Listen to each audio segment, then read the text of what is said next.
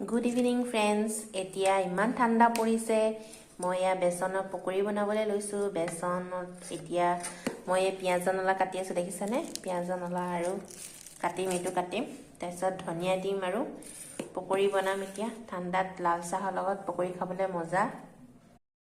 friends ইয়াতে মই বেসন পিয়াজ নলা ধনিয়া জলকীয়া তাৰ পিছতে দিছো ইয়াতে বেকিং পাউডাৰ অকমান নিমখ হালধি দি পানী দি ভালদৰে হানি ললো এনেকে বেছি পনিয়া কৰিব নালাগিব অকমান ডাঠ হৈ থাকিব লাগিব মই আজি ইউজ কৰিছো এয়া ভোগালী জলপানৰ বেসন খাবলৈ ভাল লাগে এটো যিহেতু আমাৰ লোকেল বস্তু এটো ইউজ কৰিব লাগে এপিনে কেৰাহী তেল গৰম কৰি ললো আৰু এপিনে দেখিছানে মই বাদাম কেটামান ভাজি লৈছো এপিনে চানা কেটামানো বনাম আৰু ঠাণ্ডাত এনেকৈ খাবলৈ ভাল লাগে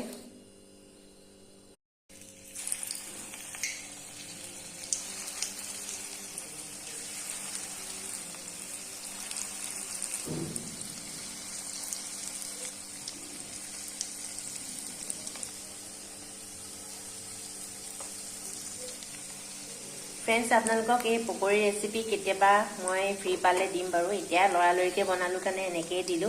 এদিন ভালকে আপোনালোকক ৰেচিপিটো দিম সবে পকৰি বনাব জানে আৰু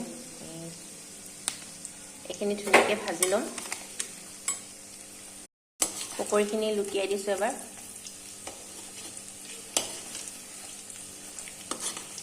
পকৰিত সদায় বেকিং পাউডাৰ নহলে বা সোডা কিবা এটা দিব লাগিব তেতিয়াহে খাবলৈ ভাল হয় আৰু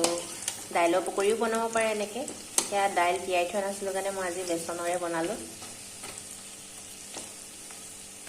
আৰু চাটনি অকন বনাম বুলি ভাবিছো আদা জলকীয়া দি চাওচোন তাকে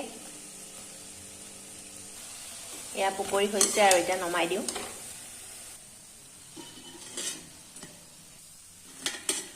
এতিয়া মই চাটনিটাকে ৰেডি কৰি লওঁ তাৰপিছত মই দেখাই আছো মোৰ পকৰি বনা হৈ গৈছে এতিয়া দেখিছানে ধুনিয়াকে সজাই মেলি আনিলো আৰু এপিনে চিলি টমেটো সস আৰু এপিনে আদা আৰু জলকীয়া চাটনি অলপ টেঙা চেপি দিছো তাৰপিছত এয়া পিয়াজ নলা ডেকোৰেশনৰ কাৰণে এপিনে লাল চাহ বনাইছো আৰু এপিনে চানা বনালো কেঁচা বুট শুকান বুট বাদাম এনেকে দি